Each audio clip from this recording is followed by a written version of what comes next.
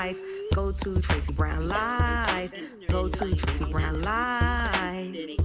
Gals and guys, go to Tracey Brown Live. Go to Tracey Brown Live. Go to Tracey Brown Live. Tracey Brown, Tracey Brown. Tracey Brown Live. Tracey Brown Live. Tracey Brown. Tracey Brown Live.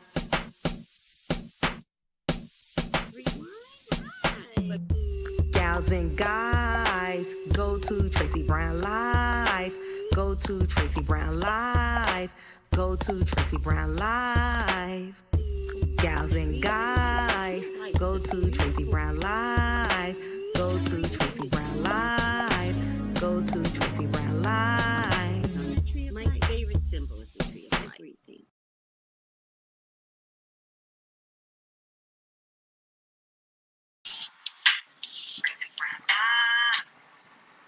Hello, YouTube.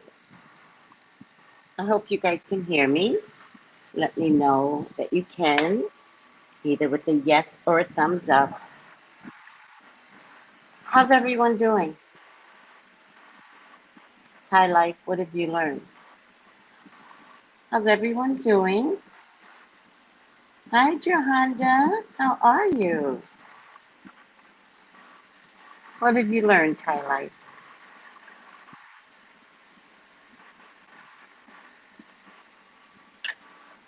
So we're going to focus on today's topic, which is, hi, Terica.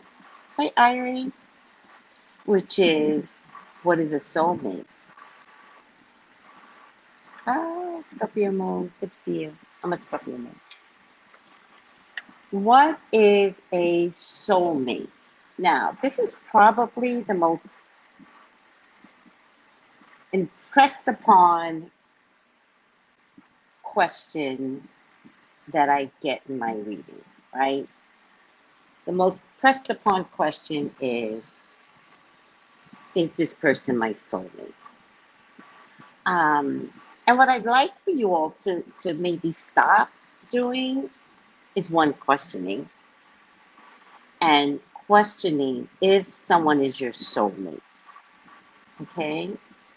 Because I believe the title of soulmate keeps you with that person no matter what, all right? And what I like to tell most of my clients is one person read the memo, the other person didn't. So one person is acting better as a soul connected couple than the other. And that no longer is soulmate energy.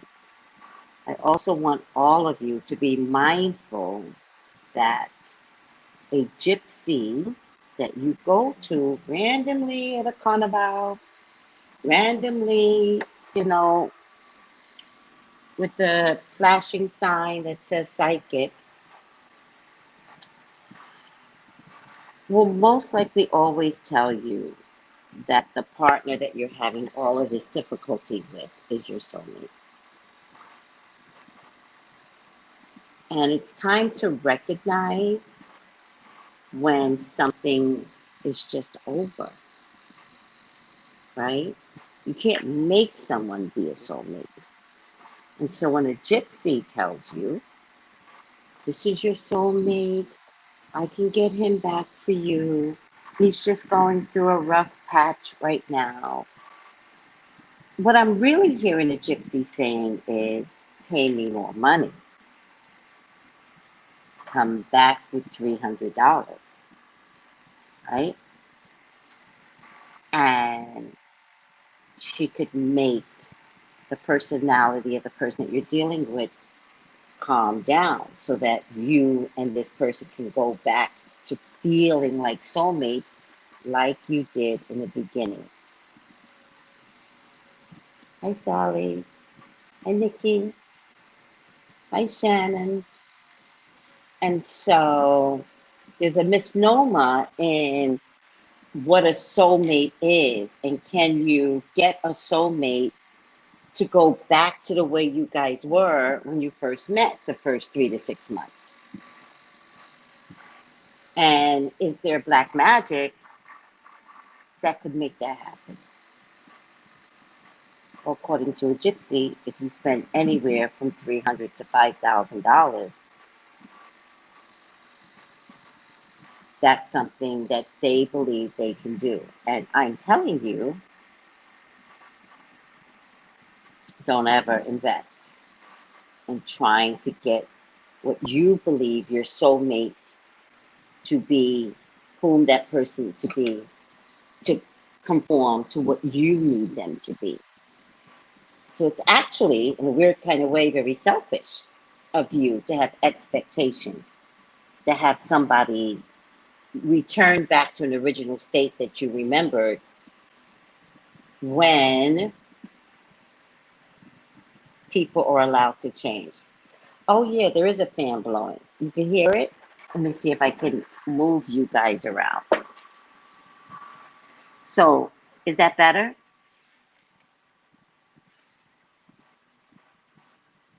Is that better, guys?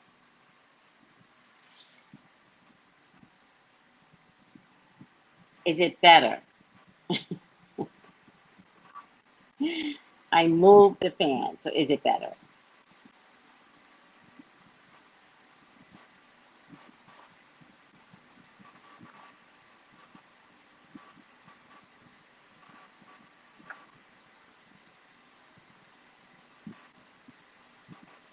Not better?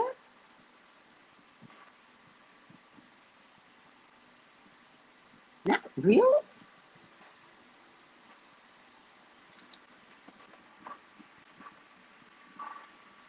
Let me see if I could turn it off for a minute, but I actually kind of need the fan right now. Let me see if I can push it back. Should be better now, no?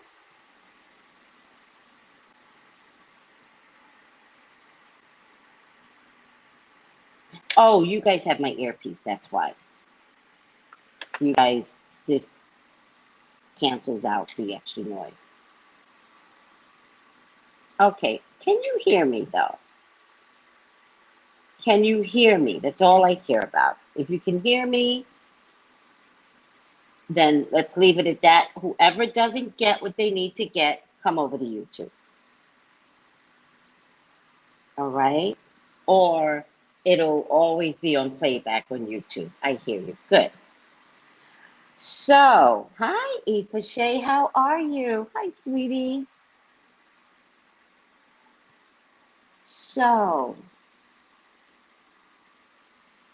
let's look at some of the pointers for soulmates. And the one thing I want to offer up is do not make someone your soulmate. It's heavy and it's deep. And I don't even care if you're married. Do not make someone your soulmate. All right? Don't force that narrative. All right?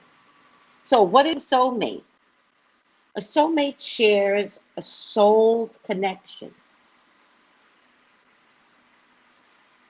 It's a mate of souls matching. It's similar energy and similar purposes. A soulmate helps you to remember to stay on your path. So a soulmate you could meet, just say at 17, and you haven't fully developed who you are, and you tell that soulmate, this is what I'm going to do in life, that soulmate will say, I can't wait for you to be that person. I can't wait to see that happen. Or let's say you're already established and you're married, and you say, I'm thinking about changing directions. And that soulmate, your husband, your wife, will say, I support that. I've always seen that in you. And I think you will be amazing with that. All right? A soulmate is patient. There's a strong attraction to the inner soul's love, not in the mind. Most of us fall in love two ways, by way of fantasy in the brain or by way of sexual activity.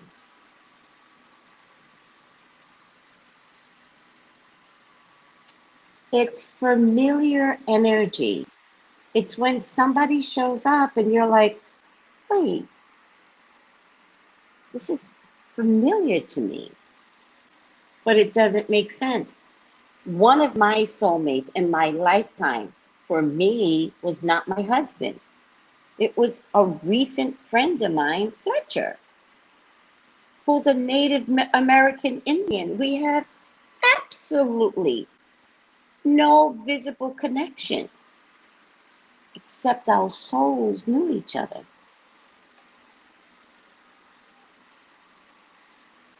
And I didn't notice him right away. That's the other thing about most soulmate connections. You don't even know it right away. But when it came down to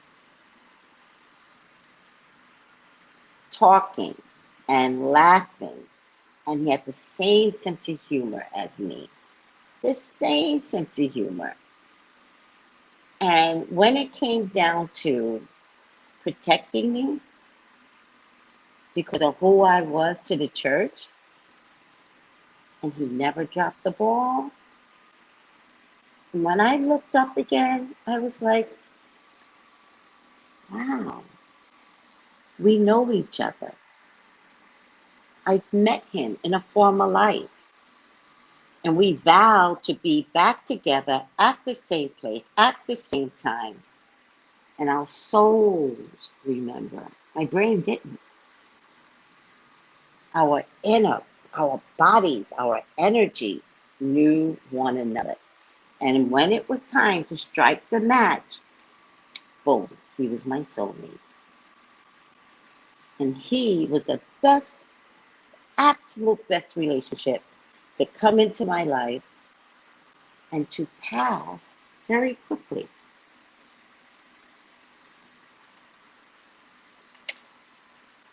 So the soul recognizes your soul. It also could be an intensive attraction, and it's pure and it's easy. Your soulmate has strong empathy.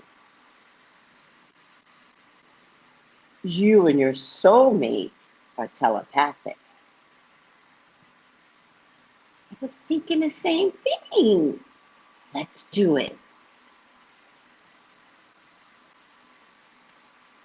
It's a strong bond that no one can even break. I remember when Fletcher and I got together, they called us the odd couple. And you know what? We really were. We really were the odd couple. But we used to laugh and laugh and laugh because nobody got our friendship except us. It was the best ever. You feel comfortable with your soulmate. You have mutual respect. It's your best friend. Like your really best friend. Like I don't need to be married to you, best friend. Like, it's immeasurable. Like, I remember a story where two soulmates, they were best friends for life. And then one of them wanted to off her husband. And the soulmate did it with her. And they went to jail together. No regrets. That's extreme. But still, it's the epitome of soulmate energy. Soulmate energy is love. Guys, not fantasy love, not love in the mind where you make up things to believe that you're in love or to tell people that you're in love. It's just love. It's just there. Sometimes you don't need to explain it. You're just like, nope, this is my love. And that's the end of the story. Or, I love that, they match each other's crazy, they match each other's fun. You could, with your soulmate, you could go on a car ride for 10 hours and not hate each other. With your soulmate, you can be locked up in the COVID. With your soulmate, and you'll find a way to argue, laugh, eat, and love.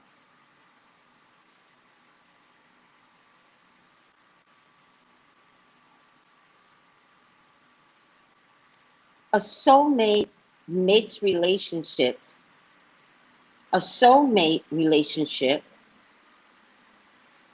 could turn your life upside down.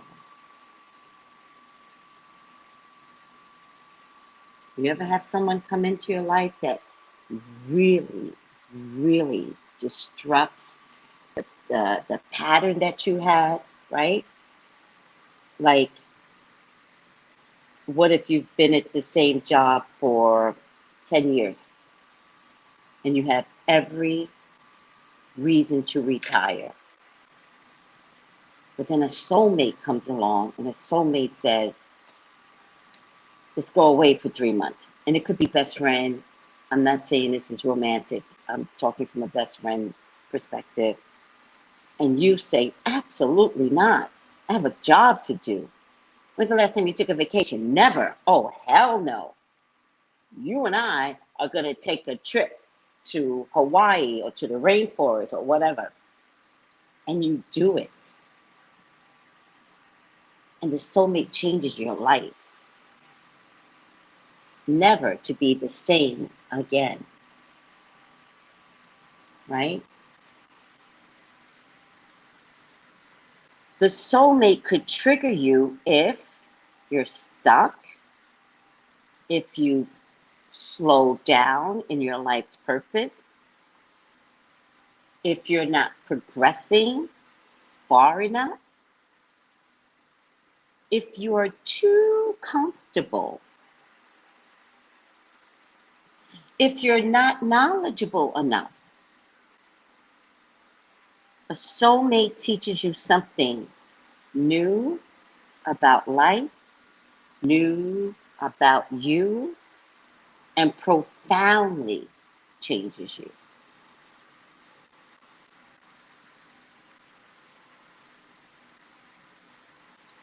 All of this could be allowed if you choose to discover a new you and a new purpose, but it could be a little bit off-putting, upsetting. You were fine before this person came along, and now, why, what, like it's a lot of soulmate energy is uncomfortable in the beginning. Not, oh, I think I met my soulmate on a date tonight. No, most times it's like, oh, child, that person is so irritating. Because you're not ready for that change. That the soulmate agreed with you. You just forgot. But the soulmate is keeping their promise and showing up at the time that you two agreed, probably before life began, for both of you, to show up when you needed them most. A soulmate remembers their promise to you. A soulmate shows up to help us continue to foster your life's purpose and probably to discover what that is. Do you understand? Like, my sister is my soulmate. I love her. And she has shown up to show me how to be beautiful from the inside. How not to be angry, how not to be selfish, how not to be inconsiderate. She's made me be a better person, even when I thought I was a good person. But she made me show her, provide action. She made me such a fighter. I didn't even know I was a fighter. People used to call me a troublemaker. Oh, here comes trouble. But I didn't know that I would fight for her very soul. I never knew I had that in me.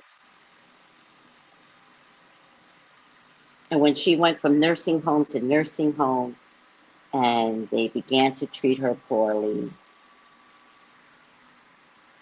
when I stormed into any of those nursing homes, it stopped. And they transferred her.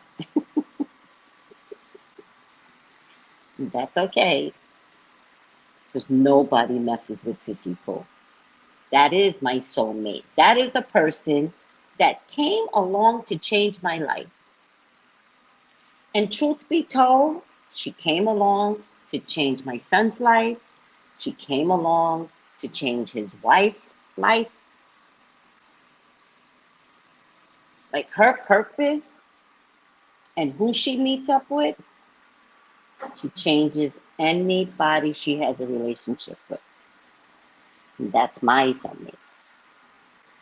That, by the way, I don't control, I don't own, I don't tell her what to do or how to do it. She likes jeans, I don't wear jeans. All right? She likes her hair a particular way, I don't. I let her be the individual that she needs to be to continuously grow at her optimum best, even though she's special needs. So that's how I'm her soulmate, because I'm not trying to make her into anything to suit my narrative. You are who you are. I am who I am.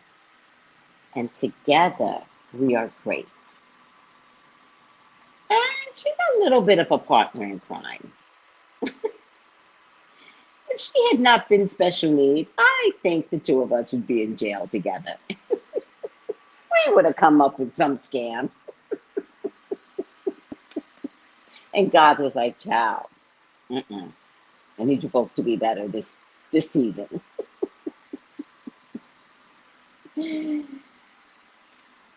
A soulmate doesn't complete you. A soulmate is not your match.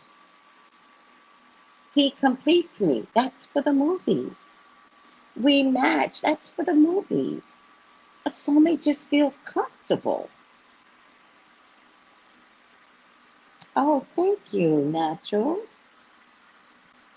A soulmate allows you to be complete and completed. They allow you to get there. Allows you to paint your own full picture of yourself. Soulmates are strong spiritual connections. It is not, and I repeat, it is not codependency. It is not codependency. It is not controlling. It is not yelling. It is not selfish. It does not take from you. It does not tear you down. It does not hurt you emotionally, nor does it hurt you physically. It does not take advantage of your kind heart and your generous soul. It does not use you for a place to stay. It does not eat from your children's food.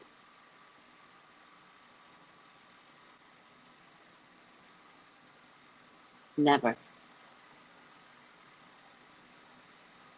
It will not eat from your house without bringing something in and contributing.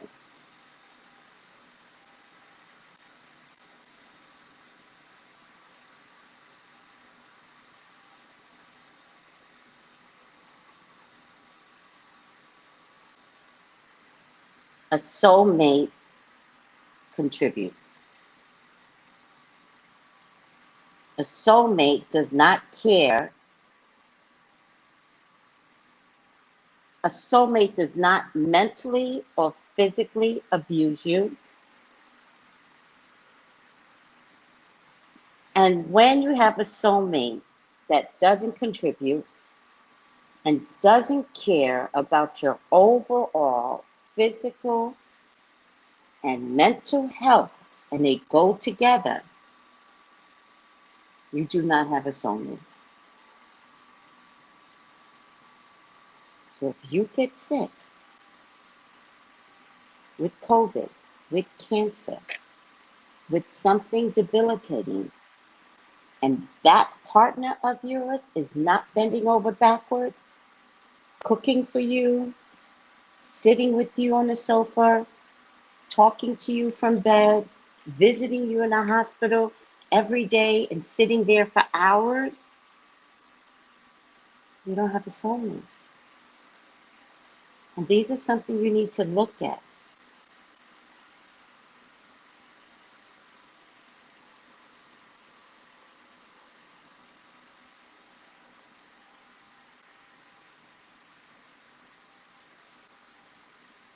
Soulmates are going to be excited for you if you switch careers. Soulmates are going to be excited for you if you find a hobby. Soulmates are going to be so excited if you find something weird that you want to do. They're going to be like, oh my God, different. And go for it.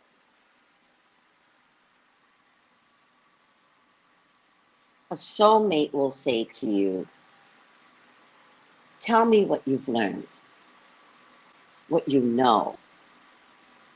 I'm fascinated to learn from you. A soulmate will listen. A soulmate does not show up to compete against you. You show up whole. Your soulmate shows up whole. Not to be changed into a forced ideology of yourself.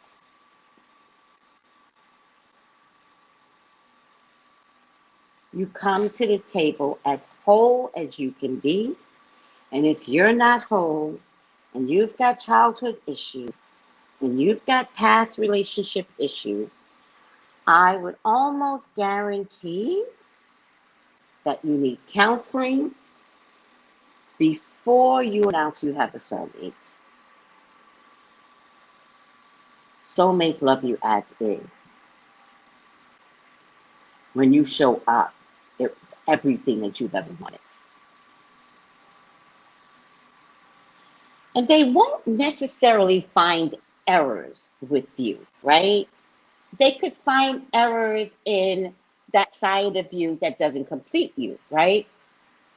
So a soulmate isn't going to say, that dress makes you look fat. Sorry. But a soulmate might say, you keep yelling and nobody can hear you. Stop yelling. See the difference?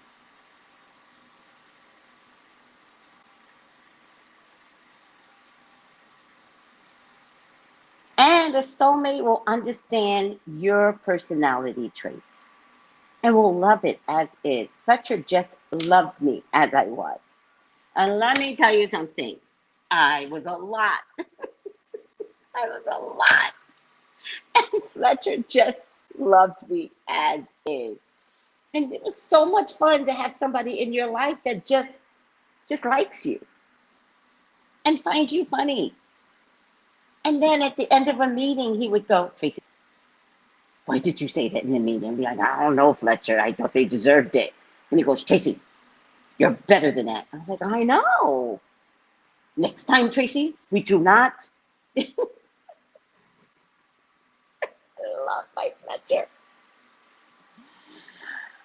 But he got my personality. And he wasn't trying to change me because he knew damn well in the next meeting I was going to go left again. He knew it. I knew it.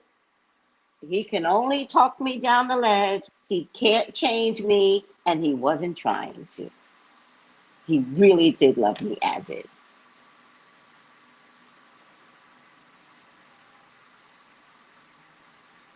Soulmates can find you broken and not want to fix you. How many of you all done that? Well, it's just that, she had so many bad relationships and I just wanted to provide. No. If you have a lot of bad relationships, get counseling. Because chances are it's you, not the relationships. You're finding the same person in different pants, in different shorts, in different shirts, in different dresses.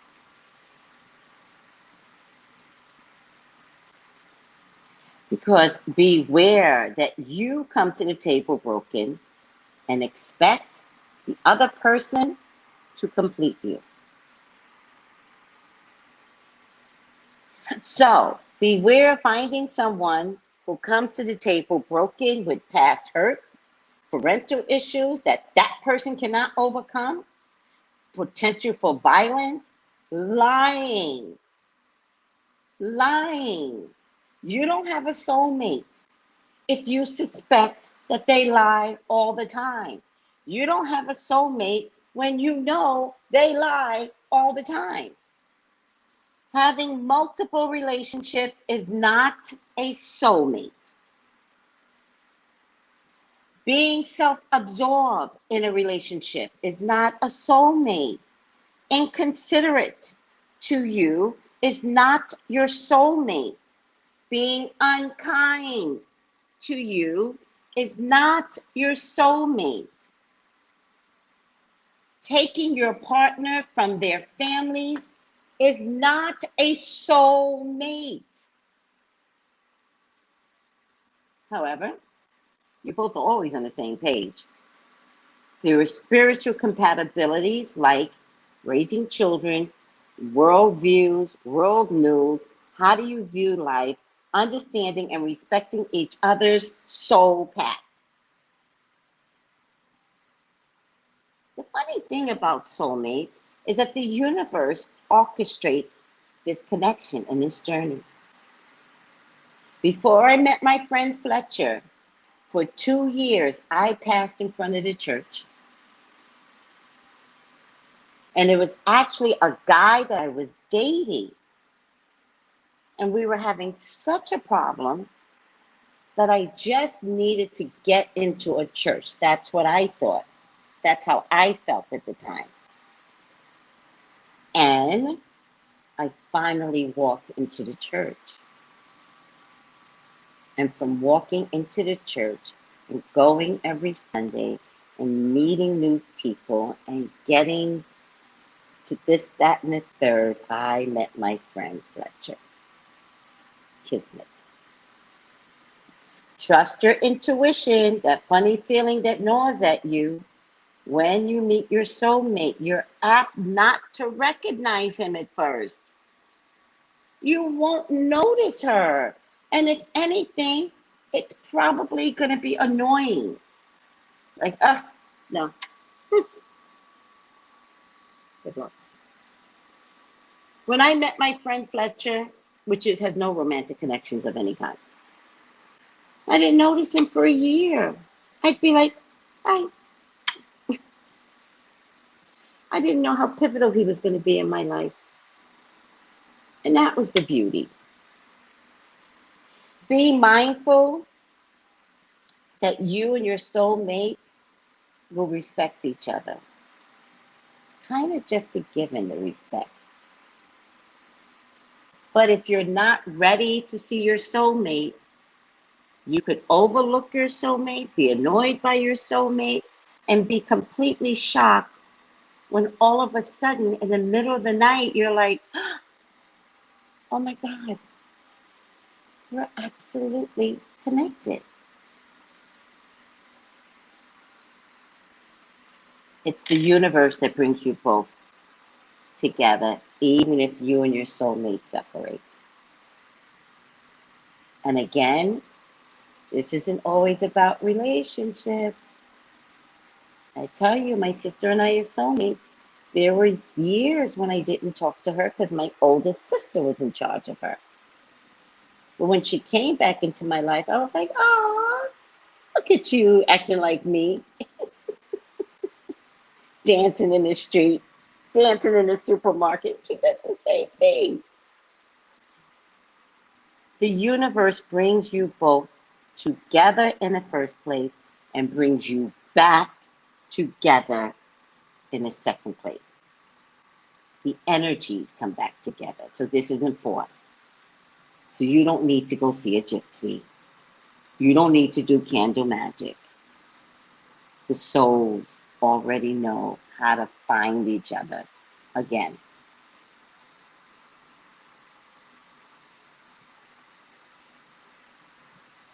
And they will have you, the universe will have you reassess what you thought about the person in the first place. Finally, give wisdom some credit. Give your heart some credit. Give your feelings some credit. But remember, none of this will be forced. Soulmates make you better. They inspire you, accept you for who you are, sometimes before others even understand. You will always be loved by your soulmate. Always. No matter what. Nothing or no one or anything can change that love. Not even death.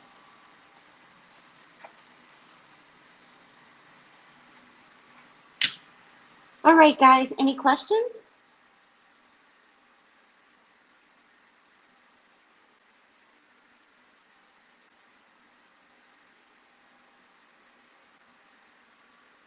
It does not have to be romantic at all. My friend Fletcher and I were not romantic at all. In fact, he was gay. I can say it now. He was very private.